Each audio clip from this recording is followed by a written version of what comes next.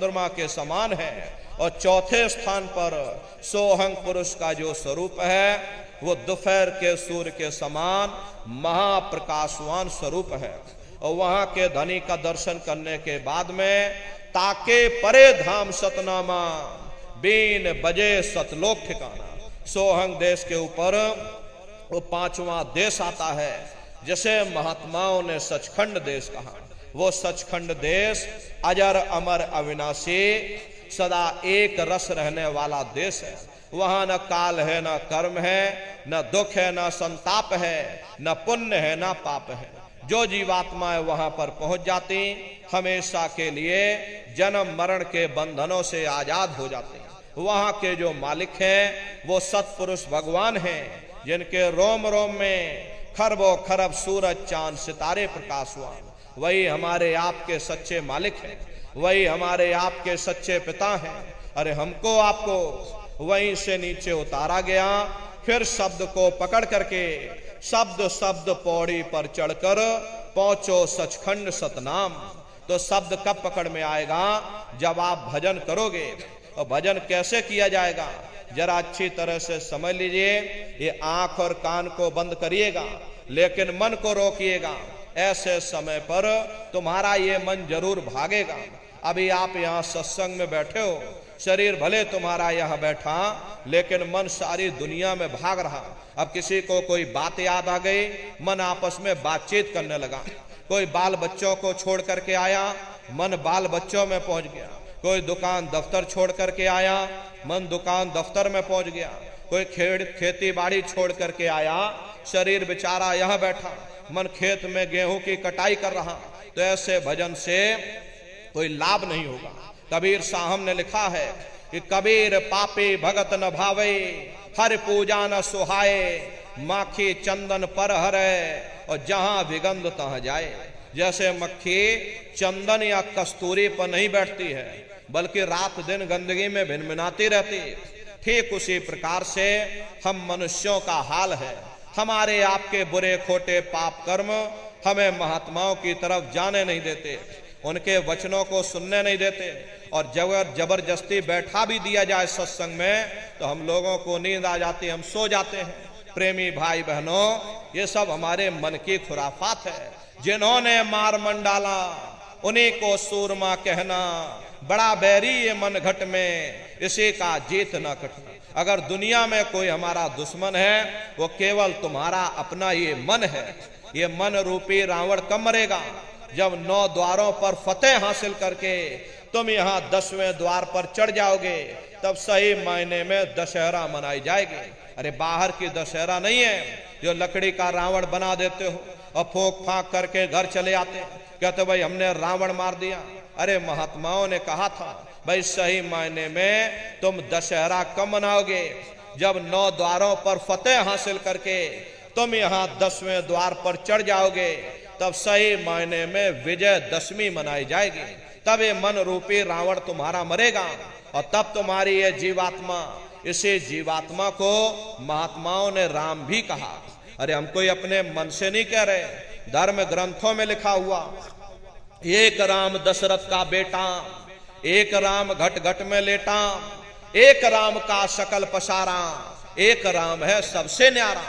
एक वो राम है जो अयोध्या के वासी हैं, और एक राम घट घट में लेटे, यानी हमारी आपकी ये जीवात्मा जो हर एक के अंदर मौजूद है। महात्माओं ने कहा भाई एक वो राम है, और एक राम का सकल पसारा, यानी पहले स्थान के मालिक वो निरंजन भगवान जिनको दुनिया त्रिलोकीनाथ कहती है, जिनका ये पूरा पसारा, ये पूरा संसार है। महात्माओं ने कहा भाई एक वो राम है, और एक राम है सबसे न्यारा, 5वें स्थान के मालिक वो सत्पुरुष भगवान जो हमारे आपके सच्चे पिता हैं। महात्माओं ने कहा भाई एक वो राम है। तो महात्मा तो उस राम की महिमा गाते हैं। मोटी बात आप पकड़िए कि भजन कैसे करोगे, ये आप कान को बंद करिएगा, अंतर में गौर से सुनिएगा।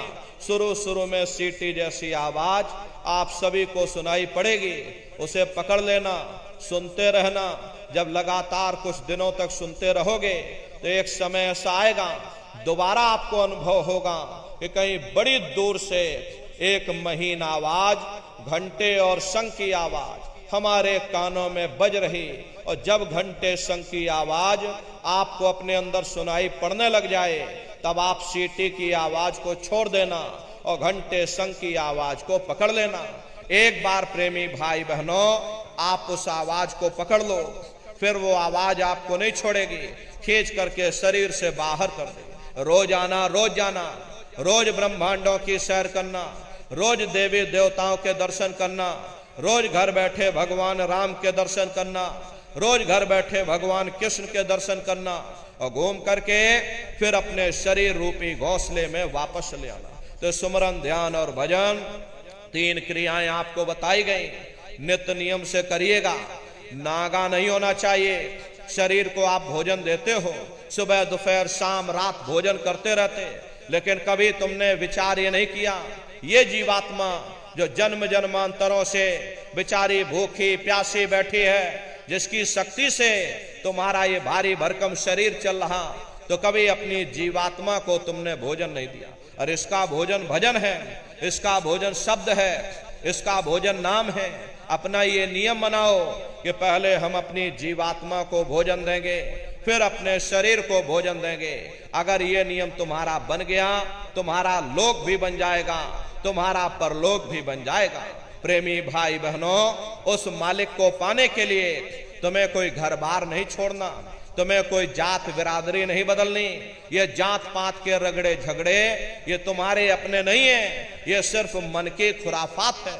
अरे आप अपनी बुद्धि से विचार करिए, जब गुरु नानक साहब नहीं आए थे तब कोई सिख नहीं था, जब मोहम्मद साहब नहीं आए थे तब कोई मुसलमान नहीं था, जब ईसा मसीह साहब नहीं आए थे तब कोई ईसाई नहीं था, और पीछे लौटते चले जाओ तो केवल मनुष्य मनुष्य रह जाते हैं। ये रगड़े झगड़े किसने पैदा किए?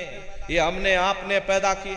अरे कोई भी महात्मा यहाँ पर आकर के न कोई कौम मनाने आता है, न कोई महात्मा यहाँ मजहब चलाने आते हैं, न कोई यहाँ जात बिरादरी को बदलने आते हैं, और ना ही आप हमारे हाथों में ये डंडे और तलवारें देने के लिए आते हैं। अरे आप तो सच्चा मार्ग, सनातन मार्ग समझाने के लिए इस धराधाम पर शरीर रूप में अवतरित होते हैं। महात्मा कोई जात बिरादरी नहीं देखते। अरे महात्मा कोई ऊंच नीच भेदभाव पैदा नहीं करते। अगर महात्माओं ने भेदभाव किया होता तो देखो भगवान राम जंगलों में रहने वाली आदिवासी महिला शबरी का जूठा बेर भगवान राम नहीं खाते।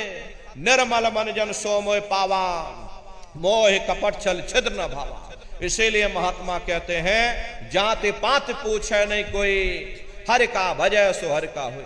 लोग यहाँ जात पात बनाते बनाते मर गए, लेकिन ऐ नर नारियों, जब तुम्हारी ये जीवात्मा इस मनुष्य रूपी चोले को छोड़ करके ऊपर जब तुम धर्मराज की कचहरी में पहुंचोगे, वहां न तुमसे ये पूछा जाएगा कि भाई तुम किस जाति के हो, या तुम किस कौम के हो, या तुम किस मजहब के हो। अरे भाई तुम हिंदू हो या मुसलमान हो, तुम हिंदुस्तान से आए हो या तुम सीधे पाकिस्तान से चले आ रहे। अरे वहां तुम्हारे कर्म देखे जाएंगे, भक्ति भाव देखा जाएगा, मालिक से मिलने का प्रेम और प्यार देखा जाएगा।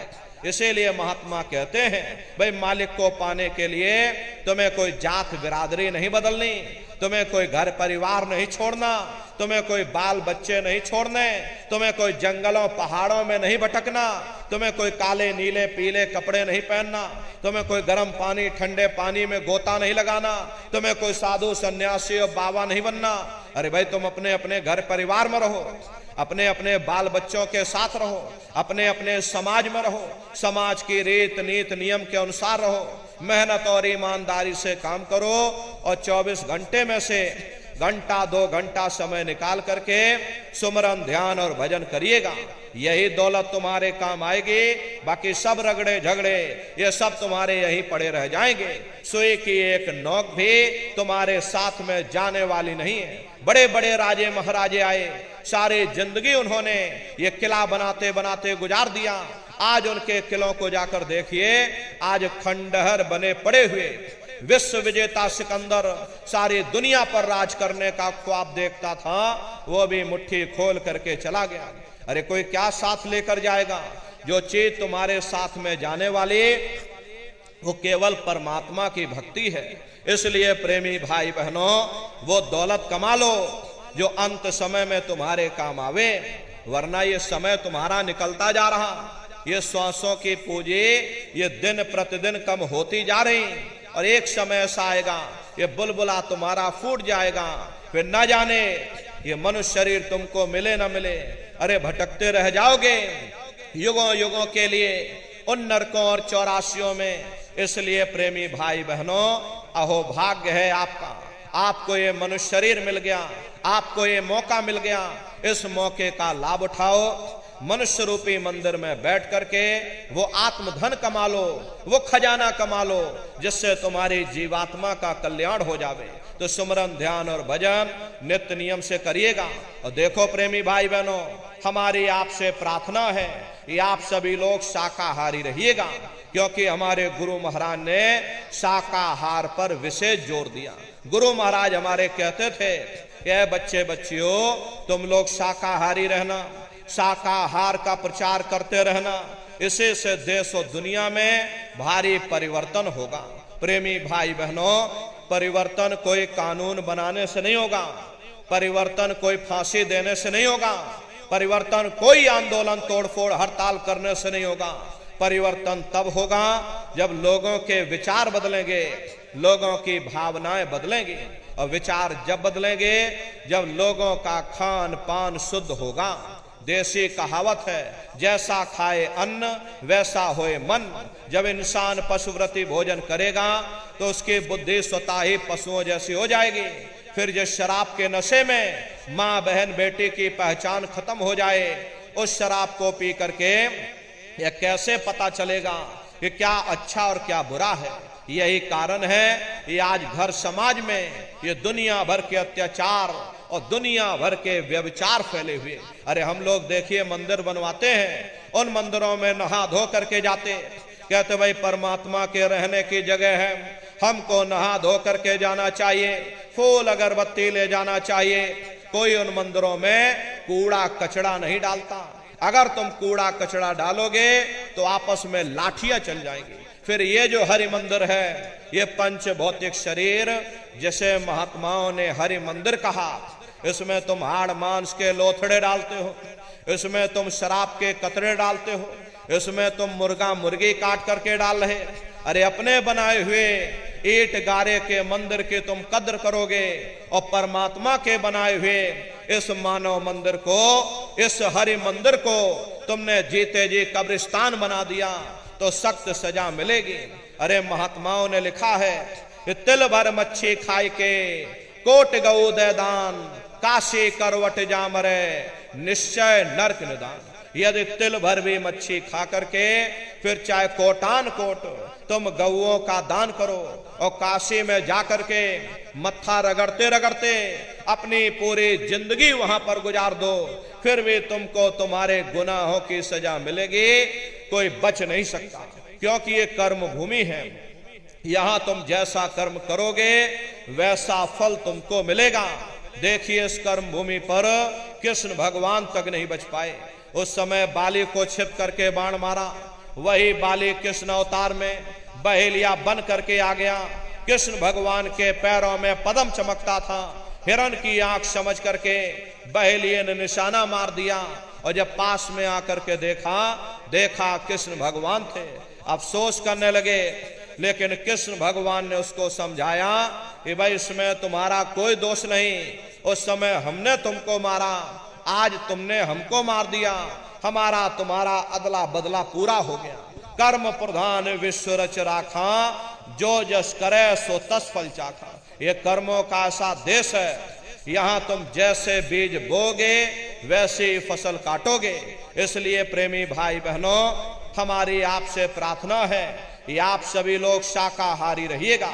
ये तरह तरह की बीमारियां जो आज के समय में आ रही, इसका मुख्य कारण एक ही है, लोगों का खान पान गंदा हो गया। अरे आप अपनी बुद्धि से विचार करिए, इंसानों के खून में जब जानवरों का खून मिल जाएगा, इंसानों के अंदर जब जानवरों के कीटाणु पहुंच जाएंगे, तो न जानवरों की दवा काम में आएगी, न इंसानों की दवा काम में आएगी। तो परिणाम क्या होगा? ऐसी महामारियां फैलेंगी। अभी कोरोना जैसी महामारी आई, पूरा विश्व तबाह हो गया। लोग अपने अपने घरों में कैद हो गए, कोई किसी से मिलने को तैयार नहीं। न जाने कितने घर परिवार उजड़ गए, न जाने कितनी लाशें बह गई, न जाने कितने बच्चे अनाथ हो गए, न जाने कितनी माताएं विधवा हो गईं। लाखों लाख रुपया लेकर के लोग अस्पतालों के चक्कर काटते रह गए, एक ऑक्सीजन का सिलेंडर नसीब नहीं हुआ। अरे कारण क्या है? कारण यही है, जब जानवरों के कीटाणु इंसान के शरीर में प्रवेश कर जाएंगे तो आने वाले समय में ऐसी महामारियां और फैलेंगी। हमारे गुरु महाराज परम संत बाबा जय गुरुदेव जी महाराज सन 70 के दशक में ये भविष्यवाणी किया करते थे। बच्चा आगे नई नई बीमारियां आएंगी। पहले बीमारियों की हवा चलेगी, फिर बीमारियों की आंधी आएगी, फिर बीमारियों की सुनामी आएगी। अरे लाशें पड़ी घर घर में सड़ेंगी, बचाने वाला मिलेगा ना, कोई जमाना बदलेगा। कहे जय गुरुदेव पुकार, जमाना बदलेगा। इसलिए हमारी आपसे प्रार्थना है कि आप सभी लोग शाकाहारी रहिएगा। कोई ऐसा नशा मत करो जिससे बुद्धि तुम्हारी पागल हो जाए और घर में माँ बहन बेटी की पहचान खो दो। अरे आप अपने आप को कट्टर हिंदू मानते हो, अरे भाई हम कट्टर हिंदू हैं, हमसे बड़ा सनातनी दुनिया में कोई नहीं। हम भगवान राम को मानने वाले, हम बजरंगबली को मानने वाले और हम भगवान कृष्ण को मानने वाले। अरे भाई आप राम को मानते हो और आप कृष्ण को मानते हो तो उनके आदर्शों पर भी चलना सीखो। भगवान राम ने कभी नहीं कहा कि तुम मांस खाओ, या भगवान कृष्ण ने कभी नहीं कहा कि तुम शराब पियो। जितने देवी देवता अवतार हुए सभी यही कह करके गए, अहिंसा परमो धर्म। अगर हमने किसी को बनाया नहीं तो मिटाने का अधिकार हमारे पास नहीं। अरे आप इंसान हो, इंसान का काम है दया करने का, दया धर्म का मूल है। इसलिए आप जीवों पर रहम करो, रूहों पर रहम करो। सभी लोग शाकाहारी रहना और शाकाहार का प्रचार अपने अपने क्षेत्रों में बराबर आप लोग करते रहिएगा। अरे सतयुग कैसे आएगा? राम राज कैसे आएगा? राम राज कोई भाषण देने से नहीं आएगा, राम राज कोई नारा लगा देने से नहीं आएगा, राम राज कोई भगवा फहरा देने से नहीं आएगा, राम राज को हिंदू मुसलमान करने से भी नहीं आएगा। राम राज जब आएगा जब लोगों के अंदर अच्छे विचार आएंगे। वरना राम के समय में भी रावण जैसे असुर होते थे, कृष्ण के समय में भी कंस जैसे असुर होते थे, तब भी लड़ाइयां होती थी, तब भी युद्ध हुआ करते थे। राम राज का मतलब है अच्छे विचारों का आना, और अच्छे विचार जब आएंगे जब हर इंसान मानव धर्म का पालन करेगा। अरे मानव धर्म क्या कहता है? सत्य, दया, अहिंसा, प्रेम और करुणा, यही मानव धर्म का आधार है। जब मानव के अंदर मानवता आ जाएगी, मानव के अंदर दया आ जाएगी, मानव के अंदर करुणा आ जाएगी, ये मानव दूसरों की पीड़ा को अपनी पीड़ा समझने लग जाएगा। अरे जब इंसान के अंदर इंसानियत आ जाएगी तब सही मायने में देश में राम राज आ जाएगा। इसीलिए महात्माओं ने कहा है, राम राज को लाना है तो पहले मानव धर्म अपनाना है। मानव को पहले मानव धर्म अपनाना पड़ेगा, मानव को मानवीय गुण अपनाने पड़ेंगे। इसीलिए हमारे गुरु महाराज कह करके गए, बच्चा गांव गांव जा करके तुम हमारे संदेशों को जन जन के बीच में पहुंचा दो। गांव गांव के लोग शाकाहारी हो जाएं, गांव गांव के लोग सदाचारी हो जाएं, गांव गांव के लोग चरित्रवान हो जाएं, आंखों में माँ बहन बेटी की पहचान कायम हो जाए। तो जब हमारा ये गांव बदल जाएगा तो ये पूरा समाज बदल जाएगा, निश्चय ही कलयुग में सतयुग आ जाएगा। इसलिए प्रेमी भाई बहनों, धर्म के प्रचार में आप सभी लोग अपना अपना योगदान दीजिएगा। देखिए हमारे गुरु महाराज को, हमारे गुरु महाराज परम संत बाबा जय गुरुदेव जी महाराज ने एक अच्छे समाज के निर्माण के लिए, चरित्रोत्थान के लिए, लोगों को शाकाहारी और सदाचारी बनाने के लिए 116 वर्ष की आयु तक अथक मेहनत और परिश्रम किया। हमारे गुरु महाराज ने अपने गुरु की याद में मथुरा दरबार में इतना विशाल मंदिर बनवाया। गुरु महाराज हमारे कहते थे कि बच्चा मंदिर का वो देवता वहां पर बैठ करके बरकत बांट रहा। अरे आप लोग आइए, वहां कोई रुपया पैसा नहीं चढ़ाया जाता, कोई चंदा चुटकी नहीं।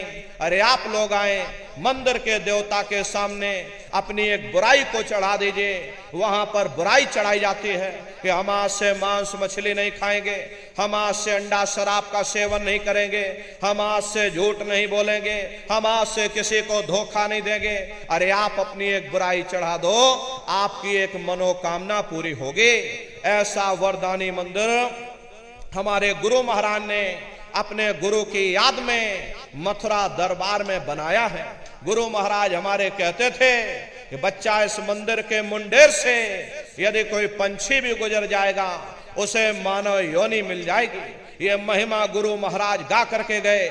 गुरु महाराज हमारे कहते थे बच्चा इस दरबार में तुम बराबर हाजिरी देते रहना, दया दुआ आशीर्वाद लेते रहना, मंदिर के देवता के सामने अपने गुनाहों की माफी मांगते रहना। समय न मिले महीने में आ जाना, महीने में समय न मिल पाए 6 महीने में आ जाना, 6 महीने में समय न मिल पाए साल भर में आ जाना। और जिसको साल भर भी समय न मिला तो महात्मा कबीर कह गए हैं दरस बरस न कर सके ताको लागे दोष, कहे कबीर ता दास की और कभी न पावे मोक्ष। गुरु महाराज हमारे मन से कहते थे न नारियों, मैंने जो कुछ पाया है वो अपने गुरु की बदौलत ही पाया है। और अगर तुम मेरे गुरु को ही भुला दोगे बच्चा मैं तुमको भुला दूंगा। अरे छोड़ दिया जो मथुरा खितौरा, चैन कहीं ना पाओगे, होगा तेरा कोई ना सहारा, आखिर में पछताओगे। इसलिए प्रेमी भाई बहनों हमारी आपसे प्रार्थना है अपने दरबार में बराबर हाजिरी देते रहना, दया दुआ आशीर्वाद लेते रहना। वो हम प्रेमियों का दरबार है, हम प्रेमियों का गुरुद्वारा है। देखो शंकर भगवान और पार्वती जी उत्तराखंड की तरफ चले जा रहे थे और चलते चलते शंकर जी ने जमीन पर लेट करके दंडवत प्रणाम किया। पार्वती जी ने पूछा कि भगवान ये बताइए यहाँ ना कोई पेड़ है, ना कोई पशु है, ना कोई पंछी है, अरे आप किसको प्रणाम कर रहे? तब शंकर जी ने उत्तर दिया कि पार्वती या भूमि के क्या कहूं वर्णन भाग्य, 10,000 वर्ष पूर्व संत रहे यही जाग। ये पार्वती जमीन के बहुत बड़े भाग्य हैं। आज से 10,000 वर्ष पहले एक संत महात्मा इस जमीन पर आकर सत्संग कर गए थे। ये जमीन बहुत पवित्र है, मैं जमीन को प्रणाम कर रहा हूं। आज हमारे गुरु महाराज 50 वर्ष मथुरा आश्रम पर रह करके अपने चरणों से वहां के कण कण को पवित्र किया। प्रेमी भाई बहनों वो हम प्रेमियों का गुरुद्वारा है, हम प्रेमियों का दरबार है। अपने दरबार में बराबर हाजिरी देते रहना, दया दुआ आशीर्वाद लेते रहना। देखिए अभी भंडारे का कार्यक्रम हमारे गुरु महाराज परम संत बाबा जय गुरुदेव जी महाराज का ये वार्षिक पावन भंडारा 17 मई से और 21 मई तक मथुरा दरबार में मनाया जाएगा।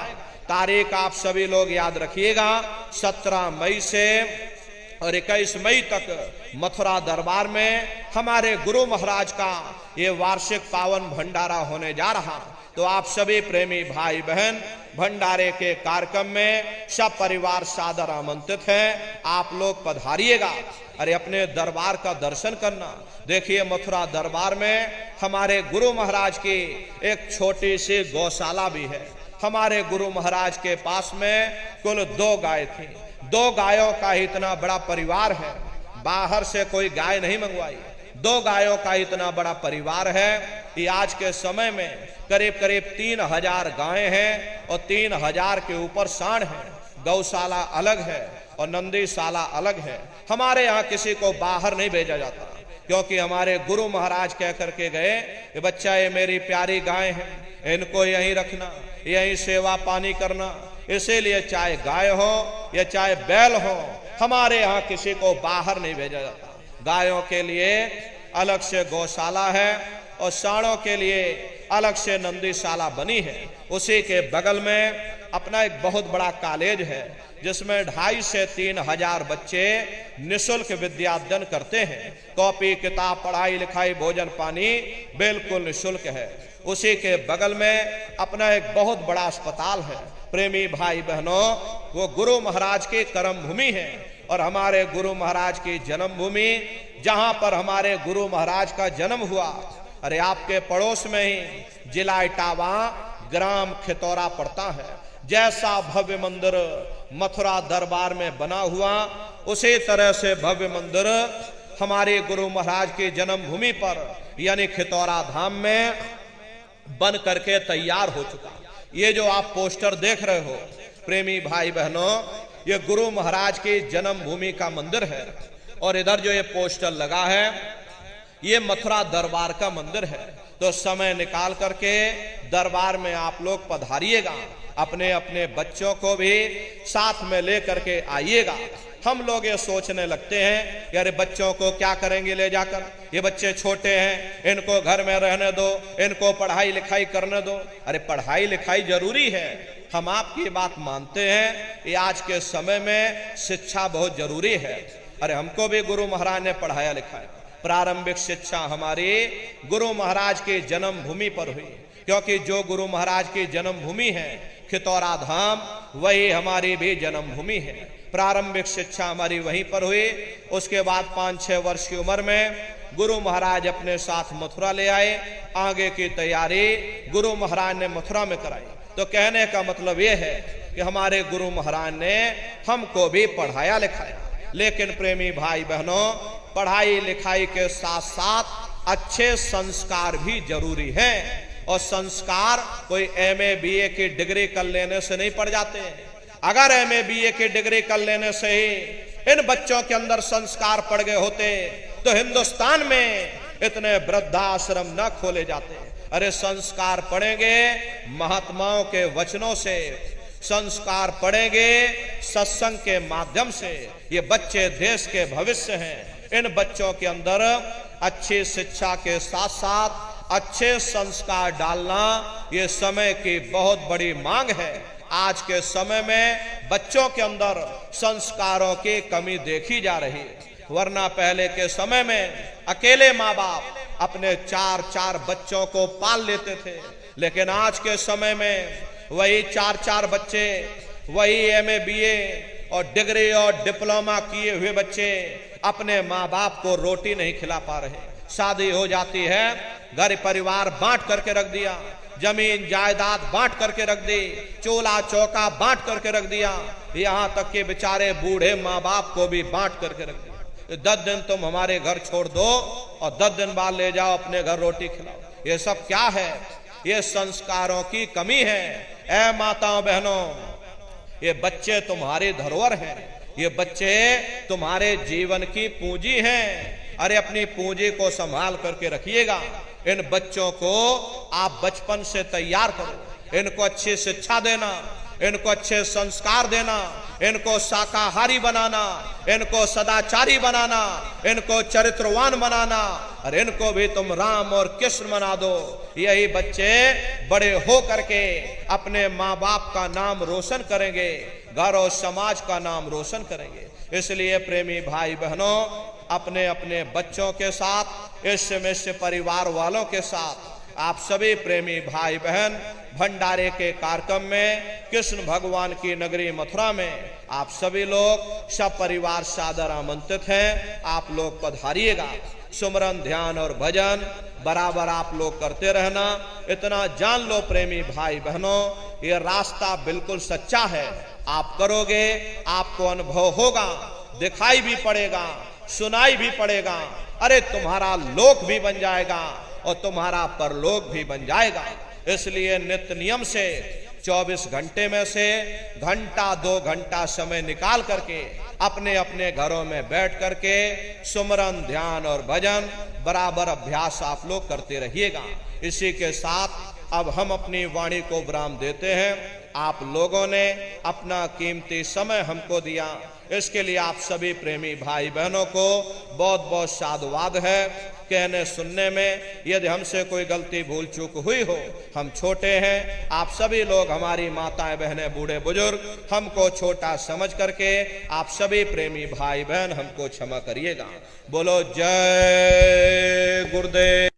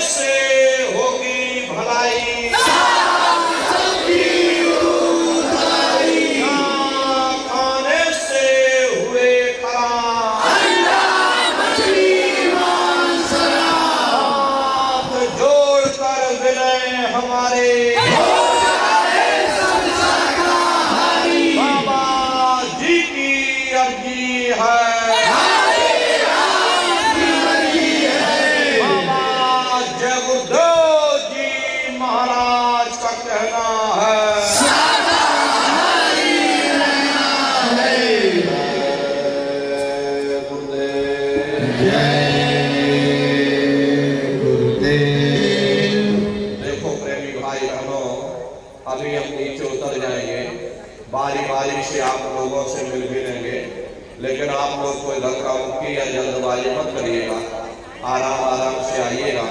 सबसे पहले हमारी माताएं बहनें आएंगी, उसके बाद भाई लोग आएंगे। माताएं बहनें लाइन लगा करके सर को पूरा ढक करके आप लोग आइएगा। बगल में गुरु महाराज की गाड़ी है, चरण पादुका है, दर्शन करते हुए और सभी लोग सत्संग का प्रसाद लेकर के तब आप लोग अपने अपने घरों की तरफ बढ़ाइए। जय गुरुदेव। जय गुरुदेव। प्रेमी भाई बहनों, अब पूज्य महाराज जी आप सब लोगों से मिलने के लिए मंच के नीचे आ रहे हैं। भाई लोग थोड़ा धीरज रखेंगे, पहले बहनों का काम को